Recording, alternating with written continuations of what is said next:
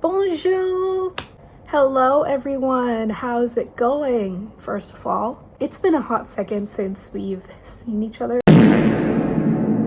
So, how's everyone doing? I think it's been like, what, 3, 4, 6, 7 months?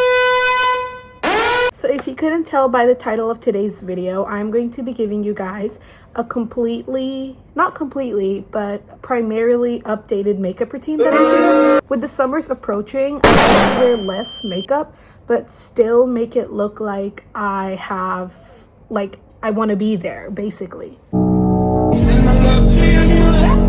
Also, as someone who has really active acne, makeup is like my biggest beef steak. I'm pretty open about my acne on all social media platforms, so to have people reach out to me mainly on Insta and be like, how do you conceal your acne so well and it still looks pretty natural, I thought I'd just make a video to help you guys out.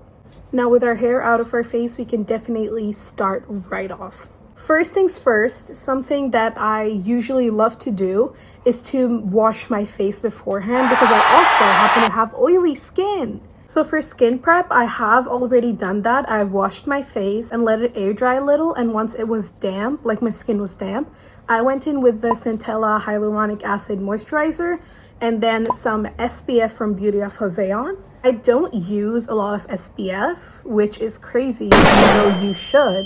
But all of them just never end up suiting my skin except for the Beauty of Joseon one. So it has been a few minutes since all of that set in, so we're just gonna go straight into makeup. You guys already know what I'm gonna pull out. This concealer is single-handedly the only concealer I've used, and I've used a lot of them, trust me. This is only one which does not make me break out fast. It actually conceals, and instead of making your skin dull the way other concealers did, this actually retains its freshness for a really long time. I've also tried the House Labs one, but that was literally just a one-time use, and when I say it's literally the best thing I put on my skin, I mean it. But personally, I try to be really budget-friendly when it comes to the base of my makeup, even though people do it the other way around, and I totally understand them. But usually with the base of my makeup, I like to keep it really simple, really budget-friendly, so I just use the Maybelline Fit Me Concealer. The under eye, I like to keep it in a little triangular loop because yes, for my under eye, this concealer is a little dark, so I like to go in with another thing. I sometimes like to go in with my e.l.f. Halo Glow in the shade 1 Fair. This is my actual winter shade, and just to give you guys a rough comparison, this is my winter shade and this is my summer shade. The vast difference is crazy, let alone the numbers. This is a shade 4 and this is a shade 1, so I get 4 times tanner in the sun. So for now, I'm just gonna take a little bit and go on the very middle of this little triangle we've created, right over here, tip of your nose, and right here on the chin. But I don't do this every single day. I just do this when I have a longer day ahead of me, like a bigger errand to run. Now, another thing that I don't do, but I've seen a lot of people do, is damp my beauty blender. I have tried it before, doesn't work for me. It liquefies my concealer, which I don't want. The last thing I want to do is have a low coverage concealer, especially when I'm dealing with my acne. So instead, I just go with around 2 sprays of my setting spray. That's about it, just to give it a little bit of a push. I personally love the Sheglam Matte Fresh Spray because not only does it help you control your oil on your face, it actually works really, really well. I remember once I used this on a night out and I had it on for like 7-8 hours and my makeup base was still fresh when I came back, so that's when I knew I had my hands on a good setting spray. So for my under eye, I don't just blend it out normally. I like, for this corner right here, I like to pinch my beauty blender and just kind of go up along the nose and then a little out, up, along the nose and a little out. And I like to take these two and blend them outwards and upwards like a wing eyeshadow. This naturally adds that highlighting factor to your under eye and creates that lifted look that we all want. Another thing that is very important when you're doing makeup is that you really have to learn your features and work with your features, not against them. For the longest time, I tried to make my eyes look as sharp and as cat eye as possible. And yeah, I got a lot of compliments and a lot of people said that looks nice, but it never really suited my face. So instead, now I don't do any sort of eyeliner and I just stick to what I'm going to show you in a few minutes. Of course, you can always go over with extra concealer for those bigger breakout days and just make it work. You basically don't want to brush, you want to tap and let that soak in. Now that we are done with my base, I usually just stick to concealer. I don't even use foundation much because, to be very frank with you guys, I never really learned how to do foundation. I'm sure the e.l.f. Halo Glow does kind of count as a foundation, but that's the furthest I've gone with it. Now that my base is done, you can see that it is pretty much concealed, but you can still see the skin texture. Now, a lot of people think that when I do my makeup, my texture just vanishes into thin air. Guys, trust me, it is not that. If you've seen me with makeup in real life, you would understand that my skin has a lot of texture. And I don't try to hide that, because the more you try to hide your texture, the more texture it creates. So after all, don't hide your texture, hide your discoloration, your acne, and just let the rest be there. And one way to make your acne look a little bit more covered rather than just blotched, like those landlords that do with your new apartment for some reason. One of the great tips for that is making sure your skin is a little extra hydrated and having an oil controlling product. So for example, if you have that acne, which is just bumpy and like texture based more, you would go in with a heavier moisturizer, but then use an oil controlling primer and an oil controlling setting spray. This allows your skin to retain that moisture and not let it show on your skin, and actually help the pimples to emulsify, to emulate that further concealer, that base that you have on. So that's really helpful when I do my makeup, because it allows me to not really conceal my skin and conceal what's going on, but to kind of keep everything under control even if I have makeup on. Next up, for my liquid blush that I love to do, so I like to go in with my Juicy Couture pink in the shade, I have no clue actually. I have tried Rare Beauty before, but I've only tried one shade, and it is just way too pigmented for me. So I'm gonna stick to my medium pigmented one. And also, like I said, I don't want to be too pricey with my makeup. Like, an occasional makeup buy is good, but I don't want everything to be really high-end, because when it's time for restock, I'm gonna go broke. So I just used a few drops, as you can see, on the apple cheekbones of my cheek. I'm going to tap it and kind of take it up on the upside. And always remember, green is cancelled out by red. So if you have any greenish spots going on, which is really common for me, I just go in with a little bit of brush and then kind of go over it, so it just cancels everything out.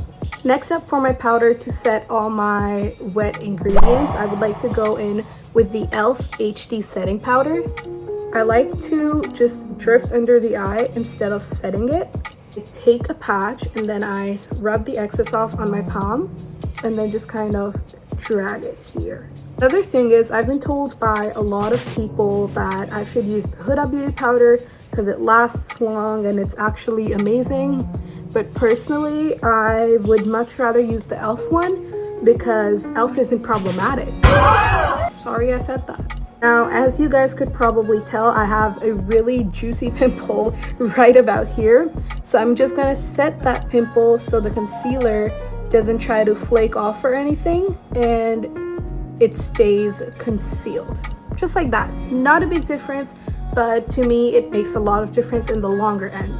Now, going on with our mascara. I have used the YSL, the Lancome, the freaking Tarte Man-Eater. I have used so many of them and they always end up flaking on me. So instead, what do? I use the Essence False Lash. Genuinely the best mascara that has ever been produced out there. If you guys have not tried it, please do. It's so good. It makes my lashes look longer than they actually are. I go in with the tip and just kind of brush the inner corners and then do that with the rest of my lashes, and then very slowly wiggle the brush out to my lashes so it gives me that natural lash lift kind of look. So that is usually what I do when it comes to my everyday eye look. I do sometimes go in with a black eyeliner pencil and just over on the lash line to make it pop a little, but usually I just leave it at that. For the powder blush on top of my powdered cream blush, I like to go in with the Physicians Formula Butter Blush, which smells and looks amazing. So I'm just going to take a few dabs, then get the excess off right here and go in very gently. As you can tell, it's pretty pigmented, so you need to be really careful. And just go in on the apple of my cheeks and dab it outwards, a bit right here under the eye. I feel like it makes it look more natural. So with that, I'm done with my blush too. Now for my highlighter, I'm gonna have to pull out the big James Charles palette. This shade right here, spectacular. I have not seen a single highlighter with this exact shade, this exact pigment, and this perfection as like a separate highlighter. But for the time being, I take a little and go over on the bridge of my nose and a little circle on the tip, a little bit on the bow of my lips, sometimes on the inner corners of my eye. Now for the final step, the lips, I like to go in with the Kiko lip liner. The Kiko lip liner shade 31. You can tell I love this because I've used my homegirl to her grave. You know what? This is still actually a lot of product, so I'm good. And just kind of outline my lips. I like to go in with my finger and just blend out the lines. I don't like to go over and make my lips a whole circle because I actually love my Cupid's bow, so I do everything to highlight it. And then I like to go in with my Sheglam Duo Rogue and Livre et Liner Glam Unoan. Yeah! But I like to basically go in with that shade of lip liner and just kind of blend out this lip liner. So with that, you get a really pretty gradient. Sometimes when I'm feeling crazy, I like to leave my lips at that. I feel like it's cute, it's gorgeous, it's matte, but not today, sweetie. 90% of the time, I go in with my Guerlain, which is in Rogue Satin, and just go in right here in the middle where I don't have lip liner. It is this really pretty pink nudish shade, and I absolutely adore it. So at that is all I do for my lips. So at that, my glam is complete. The last step is just usually me going in with my Sheglam setting spray, the mattifying one, and just doing that all over my face and allowing the air to dry, and that's about it. So with that, my makeup is complete. I usually just elevate this a little, like make my lips darker, add a little contour, and then it becomes my glam. But as of now, this is my signature look. Whereas the final touch is adding my glasses. Wow, everything is so much clearer. So with that, we are done with today's video. Thank you guys so much for showing up. Just one last closer look at the makeup. And I'm gonna see you guys in the next video. Bye bye!